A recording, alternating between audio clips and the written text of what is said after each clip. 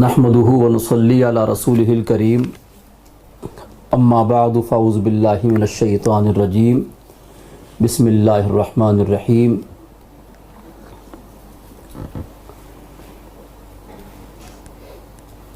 या अय्युहल्लज़ीना आमनू ला यस्खर कौमुम मिन कौमिन असा अन यकूनू खैरम मिनहुम वला निसाउम मिन निसाइन असा अन यकुन्न खैरम मिनहुन वला तलमिज़ू अनफुसकुम वला तनाबज़ू बिल अलक़ाब बिअसल इस्मुल फ़ुसूक़ु बअदल ईमान व मन लम यतुब फ़उलाइका हुमुज़ ज़ालिमून।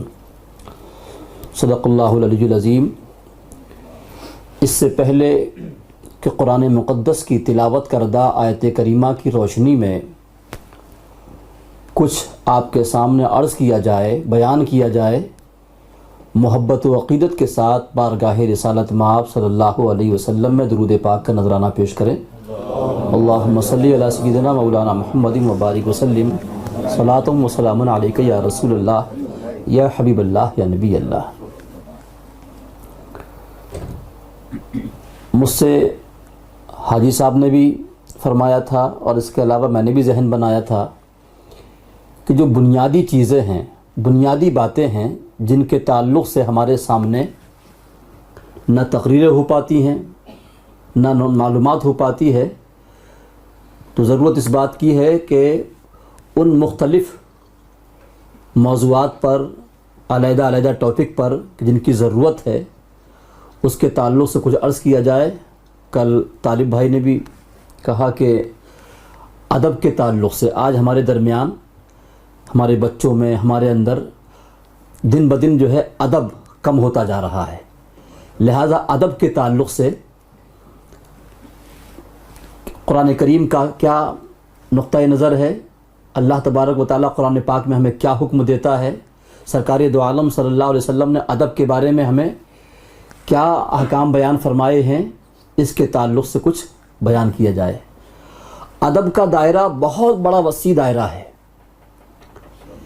इस्लाम हो या इंसान की ज़िंदगी हो, दीन इस्लाम और इंसानी ज़िंदगी का कोई गोशा, कोई पहलू ऐसा नहीं है कि जिसके ताल्लुक़ से कुरान पाक ने या हदीस पाक में सरकार दो आलम सल्लल्लाहु अलैहि वसल्लम ने अदब ना बयान फरमाया हो।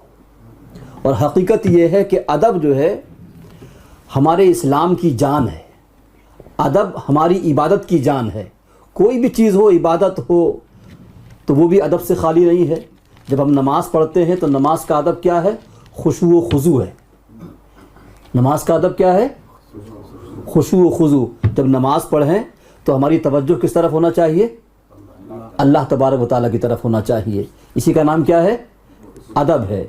और हदीस पाक में भी आता कि जब नमाज पढ़ो तो ये जहन में रखो कि अल्लाह तबारक व तआला को हम देख रहे हैं, और अगर ये नहीं है तो ये सोचो कि अल्लाह तबारक व तआला हमें देख रहा है। जी, तो इसी का नाम क्या है? अदब है। तो अदब का एक दायरा बहुत बड़ा वसी दायरा है। समाज के भी अदब हैं, घर के भी आदाब हैं, बच्चों के लिए भी आदाब हैं, मियाँ बीवी के लिए भी आदाब हैं। तो इंसानी ज़िंदगी का कोई गोशा ऐसा नहीं है कि जिसके ताल्लुक़ से अल्लाह तबारक व तआला ने आदाब बयान ना फरमाए हों।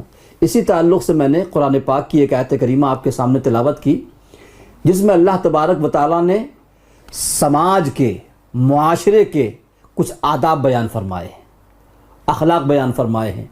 और क्या बयान फरमाया कि इन्नमल मुमिनूना इख्वा, तमाम मोमिन मुसलमान आपस में भाई भाई हैं।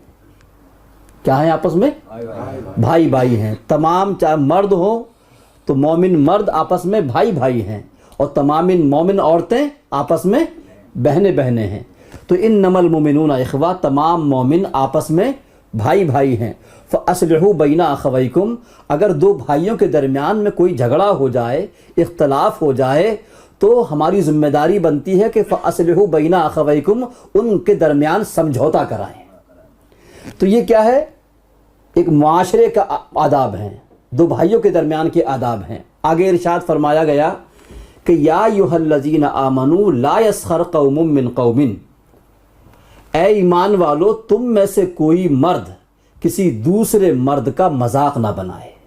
معلوم ہوا کہ کسی دوسرے مرد کا مذاق بنانا یہ بے ادبی ہے۔ آگے فرمایا گیا کہ یا ایھا الذین آمنوا لا یسخر قوم من قوم عسى ان یکونوا خیرا منہم، کوئی مرد کسی دوسرے مرد کا مذاق نہ بنائے۔ یہ عجب نہیں، تعجب کی بات نہیں کہ تم جس کا مذاق بنا رہے ہو اللہ تبارک و تعالیٰ کی نگاہ میں وہ تم سے بہتر ہو۔ ولا نساء من نساء عسى ان یکن خیرا منہن، اور کوئی عورت کسی دوسری عورت کا مذاق نہ اڑائے، اس کی توہین نہ کرے۔ تعجب کی بات نہیں کہ جس عورت کا مذاق بنایا جا رہا ہے وہ اس عورت سے بہتر ہو۔ ولا نساء من نساء عسى ان یکن خیرا منہن ولا تلمزوا انفسکم، اور ایک دوسرے کے اوپر طعنہ زنی مت کرو، کسی کو طعنے مت دو۔ ولا تنابزوا بالالقاب، اور ایک دوسرے کے برے نام مت رکھو۔ کسی کا اچھا نام ہے آپ اس کا نام بگاڑ رہے ہیں تو یہ ادب کے خلاف ہے۔ اور یہ جو ادب بیان کر رہے ہیں میں صرف جو ہے کہ آپ کے سامنے بیان کر رہا ہوں، یہ کسی مولانا کی بولی نہیں ہے بلکہ اللہ رب العالمین کا فرمان ہے۔ قرآن کریم میں اللہ تبارک و تعالیٰ اپنے بندوں کے لیے یہ ادب بیان فرما رہا ہے۔ اور یہ کون سے ادب ہیں؟ یہ وہ ادب ہیں کہ جو معاشرے کے اندر، سماج کے اندر ہر مسلمان کو ملحوظ رکھنا چاہیے، اس کے اوپر عمل کرنا چاہیے۔ قرآن نے جو یہ ادب بیان فرمائے ہیں، قسم خدا کی اگر ان ادبوں کو ہم ملحوظ رکھیں، اس کے اوپر عمل کریں تو ہمارا معاشرہ ایک محبت اور پیار کی نشانی بن جائے گا، کبھی آپس میں اختلاف انتشار۔ تو فرمایا ولا تنابزوا بالالقاب، آپس میں وہ ایک دوسرے کے برے نام مت رکھو۔ بئس الاسم الفسوق بعد الایمان، کیا ہی برا ہے کسی کا نام بگاڑنا، ایمان لانے کے بعد کسی کا نام بگاڑنا، برے نام رکھنا کیا ہی برا کام ہے۔ وَمَن لَّمْ يَتُبْ فَأُولَٰئِكَ هُمُ الظَّالِمُونَ، اور جو اس چیز سے توبہ نہیں کرے گا وہ اللہ تبارک و تعالیٰ کے نزدیک ظالم ہے۔ تو معلوم ہوا کسی دوسرے کا مذاق اڑانا، کسی پر طعنہ زنی کرنا، کسی کا برا نام رکھنا، یہ سب کیا ہے؟ ایسے برے کام ہیں، ایسے گناہ ہیں کہ جو اللہ تبارک و تعالیٰ کے نزدیک جو ان کاموں کو کرتا ہے وہ اللہ تبارک و تعالیٰ کے نزدیک کیا ہوتا ہے؟ ظالم ہوتا ہے۔ تو یہ ایک آداب ہیں، ہمیں ان آداب کو سماج کے ملحوظ رکھنا چاہیے، ذہن میں رکھنا چاہیے۔ آگے فرمایا یا ایھا الذین آمنوا اجتنبوا کثیرا من الظن، اے ایمان والو زیادہ گمان کرنے سے بچو۔ دو آدمی تین آدمی کہیں باتیں کر رہے ہیں، آپ نے گمان کرنا شروع کر دیا کہ یہ ہو نہ ہو میرے بارے میں بات کر رہے ہیں، یہ ہو نہ ہو میرے بارے میں بات کر رہے ہیں۔ اللہ رب العالمین ہم کو ادب دے رہا ہے، سماج کا ایک ادب سکھا رہا ہے کہ کسی کے بارے میں بدگمانی مت کرو۔ کیوں کہ یا ایھا الذین آمنوا اجتنبوا کثیرا من الظن ان بعض الظن اثم، اے ایمان والو زیادہ گمان مت کرو، اس لیے کہ کبھی کبھی جو ہے بعض گمان جو ہے وہ گناہ ہوتے ہیں۔ چونکہ سرکار کا فرمان ہے کہ مومن کے بارے میں اچھا گمان کرو، اچھا خیال رکھو، اور اگر آپ نے برا گمان کر لیا تو وہی برا گمان نفرت اور عداوت کا کیا ذریعہ بن جائے گا۔ تو اے ایمان والو زیادہ گمان کرنے سے بچو۔ ولا تجسسوا، اور ایک دوسرے کے عیب مت ڈھونڈو، ایک دوسرے کے عیب مت تلاش کرو۔ اگر ہم کسی کے عیب تلاش کرتے ہیں تو یہ ادب کے خلاف ہے، اور اللہ تبارک و تعالیٰ نے قرآن کریم میں اس سے منع فرمایا ہے۔ چونکہ اللہ تبارک و تعالیٰ ستار ہے، وہ عیبوں کو چھپاتا ہے، اور وہ چاہتا یہ ہے کہ جس طرح میں بندوں کے عیب چھپاتا ہوں یہ مسلمان بھی آپس میں ایک دوسرے کے عیب چھپائیں۔ قرآن کریم میں ایک جگہ ارشاد فرمایا گیا کہ لا يحب اللہ الجہر بالسوء من القول، اللہ تبارک و تعالیٰ کسی کی برائی کو کلیئر کٹ پسند نہیں فرماتا ہے۔ اور سرکار دو عالم صلی اللہ علیہ وسلم ارشاد فرماتے ہیں کہ جو مسلمان کسی مسلمان کا ایک عیب چھپاتا ہے اللہ تبارک و تعالیٰ اس کے 10 عیب چھپاتا ہے۔ آپ ذرا غور کریں کہ قرآن پاک میں اللہ تبارک و تعالیٰ نے اپنے بندوں کے لیے جو یہ آداب بیان فرمائے ہیں، اگر اس کو ہم ملحوظ رکھیں، اپنے بچوں کو اس کی تعلیم دیں، خود بھی اس کے اوپر عمل کریں، تو آپ ماشاءاللہ سب سمجھدار ہیں، اندازہ لگا سکتے ہیں کہ ہمارے معاشرے کا کیا حال ہوگا۔ ولا تجسسوا، ایک دوسرے کے عیب مت تلاش کرو، ولا یغتب بعضکم بعضا، اور ایک دوسرے کی غیبت مت کرو، چغلی مت کرو۔ اور چغلی کرنا، غیبت کرنا کتنا بڑا گناہ ہے۔ قرآن پاک کے اندر ارشاد فرمایا گیا ایحب احدکم ان یاکل لحم اخیہ میتا فکرہتموہ واتقوا اللہ، کیا تم میں سے کوئی پسند کرے گا کہ وہ اپنے مردہ بھائی کا گوشت کھائے؟ یقیناً وہ اس کو ناپسند کرے گا۔ اللہ سے ڈرو، بے شک اللہ تبارک و تعالیٰ توبہ قبول کرنے والا، رحم فرمانے والا ہے۔ معلوم ہوا کہ غیبت کرنا، چغلی کرنا ایسا ہی ہے جیسے اپنے مرے ہوئے بھائی کا گوشت کھانا۔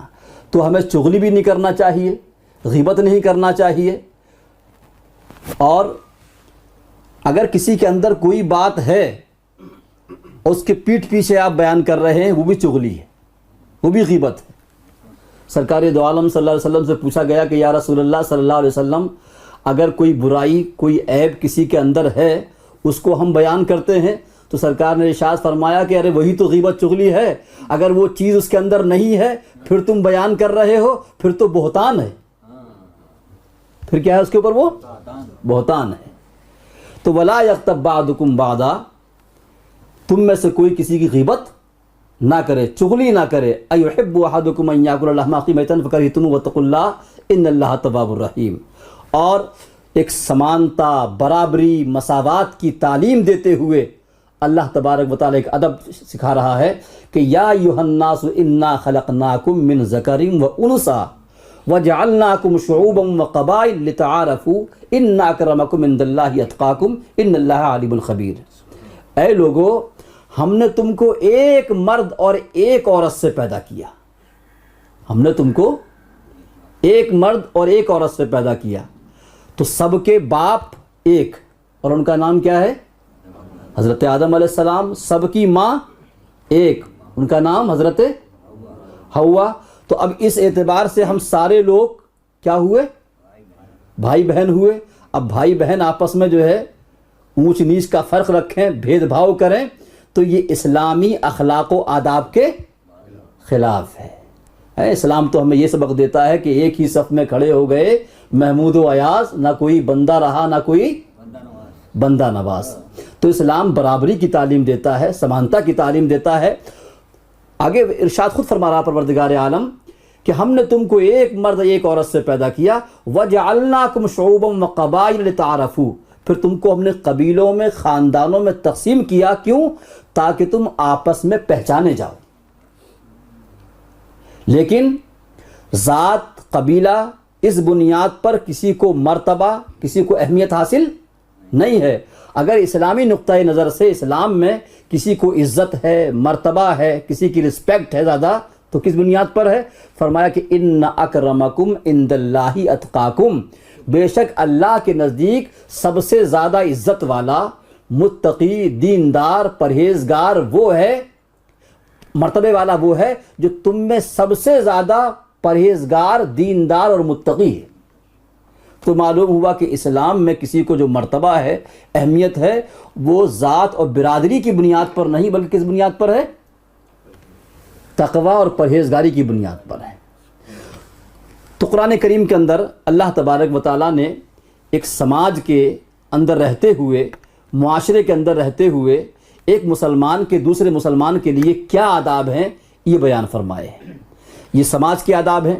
اس کے علاوہ انسان مرد ہو یا عورت، تو مرد یا عورت کی زندگی کے کئی حصے ہوتے ہیں۔ بچہ ہوتا ہے، اس کے بعد جوان ہوتا ہے، اس کے بعد بزرگ ہوتا ہے، کبھی خود بچہ ہوتا ہے، اور اس کے بعد کبھی باپ بنتا ہے۔ تو چاہے باپ ہو، بچہ ہو، جوان ہو، مرد ہو، عورت ہو، انسان کی زندگی کا کوئی گوشہ، کوئی پہلو ایسا نہیں ہے جس کے تعلق سے اسلام نے آداب نہ بیان فرمائے ہو۔ قرآن کریم کے اندر بڑی تفصیل کے ساتھ سب کے احکام، آداب بیان فرمائے ہیں۔ ہم سب سے پہلے مختصر طور پر ماں باپ کا بہت بڑا مرتبہ ہوتا ہے۔ اگر ہمارے ماں باپ زندہ ہیں تو دعا کریں کہ اللہ تبارک و تعالیٰ ان کی عمر میں خیر و برکت پیدا فرمائے۔ تو ماں باپ کے لیے کیا آداب ہیں، اولاد کو کس طریقے سے ماں باپ کا ادب کرنا چاہیے، اس کے بارے میں قرآن کریم کے اندر ارشاد فرمایا گیا کہ وَلَا تَقُلْ لَهُمَا اُف۔ اولاد کے لیے ماں باپ کا ادب یہ ہے کہ ان کے سامنے اف بھی نہ کرے۔ کیا نہ کرے؟ اف بھی نہ کرے۔ وَلَا تَقُلْ لَهُمَا اُف وَلَا تَنْهَرْهُمَا، چاہے وہ کیسی بھی بات کریں، کچھ بھی کریں، لیکن ماں باپ کو کسی بھی حالت میں جھڑکنا نہیں چاہیے۔ وَقُلْ لَهُمَا قَوْلًا كَرِيمًا، اللہ تبارک و تعالیٰ ماں باپ کے لیے اولاد کو ادب سکھا رہا، فرما رہا ہے کہ جب بھی ان سے بات کرے تو نرمی کے ساتھ کرے، محبت کے ساتھ بات کرے، اس طرح بات کرے کہ ماں باپ کو تکلیف نہ پہنچے۔ اور ماں باپ کے آداب قرآن کریم کے اندر، حدیث پاک کے اندر اتنی کثرت سے بیان فرمائے گئے ہیں، اور کہیں ڈرایا گیا ہے اور کہیں خوشخبری سنائی گئی ہے۔ ماں باپ اللہ کی ایک ایسی عظیم نعمت ہے، ایسی عظیم نعمت ہے کہ سرکار دو عالم صلی اللہ علیہ وسلم نے ارشاد فرمایا کہ جس سے ماں باپ راضی اس سے اللہ راضی، اور جس سے ماں باپ ناراض اس سے اللہ ناراض۔ اور حدیث شریف میں فرمایا گیا کہ جو بڑے بڑے کبیرہ گناہ ہیں، بڑے بڑے گناہ ہیں، ان کبیرہ گناہوں میں ایک گناہ ہے اللہ کے ساتھ کسی کو شریک کرنا۔ کیا ہے یہ؟ بہت بڑا گناہ ہے۔ کسی کو قتل کرنا، یہ کیا ہے؟ بہت بڑا گناہ ہے۔ اور اسی طریقے سے ماں باپ کی نافرمانی کرنا، یہ بھی بہت بڑا گناہ ہے۔ اگر آپ لاکھ عبادت کرتے رہیں، لاکھ روزے رکھتے رہیں، اچھے کام کرتے رہیں، لیکن اگر آپ کے ماں باپ آپ سے خوش نہیں ہیں، ماں باپ راضی نہیں ہیں، تو قسم خدا کی وہ عبادت آپ کی بارگاہ خداوندی میں قبول نہیں ہوگی، چونکہ ماں باپ کا اللہ تبارک و تعالیٰ نے وہ مقام، اور یہ ماں باپ اللہ کی وہ نعمت ہیں، وہ رحمت ہیں، ان کا وہ ادب اللہ نے بچوں کو سکھایا ہے، ہمیں سکھایا ہے کہ ماں باپ اگر دنیا میں ان کی خدمت کرو، دنیا میں ان کی سیوا کرو تو جنت ہے، اور بعد مرنے کے ان کی خدمت کرو تو جنت ہے۔ بعد مرنے کی کیا خدمت ہے؟ بعد مرنے کی خدمت یہ ہے، حدیث شریف میں آتا، مشکات شریف کی حدیث پاک ہے کہ جو اولاد جمعرات کے دن اپنے ماں یا باپ کی قبر پر جاتی ہے اور جانے کے بعد اس کی قبر پر کچھ پڑھ کر ایصال ثواب کرتی ہے، ان کے لیے دعا کرتی ہے، تو اللہ تبارک و تعالی اس اولاد کو اپنا فرما بردار لکھتا ہے اور اس کی مغفرت فرما دیتا ہے۔ تو اندازہ کریں کہ یہ ماں باپ اللہ کی وہ رحمت ہیں، وہ نعمت ہیں کہ اگر دنیا میں خدمت کریں تو جنت ہے، اور بعد مرنے کے اگر ان کے لیے ایصال ثواب کریں، ان کی طرف سے صدقہ و خیرات کریں، ان کو ثواب پہنچائیں، تب ہمارے لیے کیا ہے؟ جنت ہے۔ تو اللہ تبارک و تعالیٰ نے ماں باپ کے تعلق سے بہت حقوق بیان فرمائے ہیں، اور یہ بھی یاد رکھیں کہ ماں باپ کے جو حقوق اللہ تبارک و تعالیٰ نے بیان فرمائے ہیں، اگر اس کے اوپر ہم عمل نہیں کریں گے تو آج ہم اپنے ماں باپ کے ساتھ جس طرح کا برتاؤ کریں گے، آپ لکھ کے رکھ لیجئے، کل کو ہماری اولاد بھی اسی طریقے سے ہمارے ساتھ برتاؤ کرے گی۔ مولانا روم علیہ رحمہ جو قونیہ میں جن کا مزار پاک ہے، مثنوی شریف میں ایک واقعہ بیان کیا ہے کہ ایک شخص اپنے باپ کا بہت بڑا فرما بردار تھا، بہت خدمت کرتا تھا، بہت سیوا کرتا تھا، لیکن جب شادی ہوئی، شادی ہونے کے بعد جب باپ بزرگ ہوئے تو بیوی نے کہا کہ یہ گھر میں رہتے ہیں، کھانستے رہتے ہیں، ان کے کھانسنے سے، تھوکنے سے گندگی ہو جاتی ہے، لہذا اگر یہ گھر میں رہیں گے تو میں نہیں رہوں گی۔ بیٹے نے بہت سمجھایا لیکن بیوی نہیں مانی۔ جب نہیں مانی تو روز روز کے جھگڑوں سے تنگ آ کر، پریشان ہو کر بیٹے نے باپ سے کہا کہ ابا جان، آپ بزرگ ہو گئے ہیں، آپ کو تکلیف ہوتی ہے، چلیے میں آپ کو ایسے سکون کی جگہ پہنچا کر آؤں جہاں کوئی آپ کو تکلیف نہ ہو۔ باپ نے کہا ٹھیک ہے بیٹا، جیسا چاہو۔ گھر سے کچھ کھانے پینے کا سامان لیا، بستر لینے کے بعد جنگل کی طرف روانہ ہو گئے. تو جو پوتا تھا، پوتا جو تھا اس کا بیٹا، اس نے کہا کہ ہم بھی ساتھ چلیں گے. کہا کہ ٹھیک ہے ساتھ چلیے. اس کے بعد چلتے چلتے جنگل میں ایک ایسی جگہ پہنچے جہاں پانی کا چشمہ تھا، پانی بھی تھا، پیڑ بھی تھے، ایک مطلب اچھا سایہ دار درخت تھا. اس کے نیچے رکنے کے بعد بیٹے نے کہا باپ سے کہ ابا یہ درخت جو ہے بہت اچھا رہے گا، یہ جگہ بہت اچھی رہے گی، یہیں آپ کا بستر لگا دیتا ہوں، ساتھ میں پانی بھی ہے، پیڑ پودے بھی ہیں، آپ کو بہت سکون ملے گا. باپ نے کہا ٹھیک ہے بیٹا. اس کے بعد بستر لگا دیا گیا، کھانے پینے کا کچھ سامان وہاں رکھ دیا گیا، اور اس کے بعد اپنے بیٹے کو لے کر کے جب روانہ ہوا تو کچھ دور آگے چلا تھا تو بیٹے نے کہا اس باپ سے کہ ابا جان تھوڑا رکیے، مجھے دادا سے کچھ بات کرنا ہے، باپ وہیں کھڑا رہا. اور اس کے بعد دادا کے پاس دوڑتا ہوا آیا، اور آنے کے بعد جو کمبل، جو اوڑھنے کی مطلب یہ کہ شال دادا کو دی تھی، اس نے بیچ میں سے 2 ٹکڑے کیے، اور 2 ٹکڑے کرنے کے بعد ایک کو وہی رکھا اور ایک کو اپنے ساتھ لایا. ساتھ لانے کے بعد چھوٹا بچہ ہے، پوچھا باپ نے کہ یہ کیا ہے؟ کہا کہ یہ اس کمبل کا آدھا ٹکڑا ہے. کہا کہ اس کا کیا ہوگا؟ کہا کہ اس کو اس لیے لے کر آیا ہوں کہ جب کل آپ بوڑھے ہوں گے تو میں یہ آپ کو دوں گا.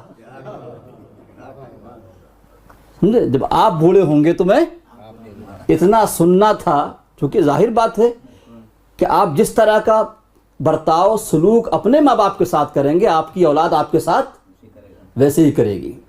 تو جو وہ بیٹا اپنے باپ کے ساتھ کر رہا تھا، تو وہ بچہ ان تمام چیزوں کو واچ کر رہا تھا، دیکھ رہا تھا. پیروں کے نیچے زمین نکل گئی، فوراً آیا ماں باپ کے پاس آ کر توبہ کی، اس نے رو رو کر معافی مانگی. اور اس کے بعد گھر آیا، اور گھر آنے کے بعد بیوی سے کہا تجھے گھر میں رہنا ہے تو رہ، یہ میرا باپ کہیں نہیں جائے گا، یہیں رہے گا. تو یہ اللہ تبارک و تعالیٰ نے باپ کے ادب سکھائے ہیں اولاد کو، کہ یہ اللہ کی ایک عظیم نعمت ہے. اگر آج ہم اپنے باپ کے ساتھ اس طرح کا سلوک کریں گے تو کل کو ہماری اولاد بھی ہمارے ساتھ ایسا ہی کرے گی.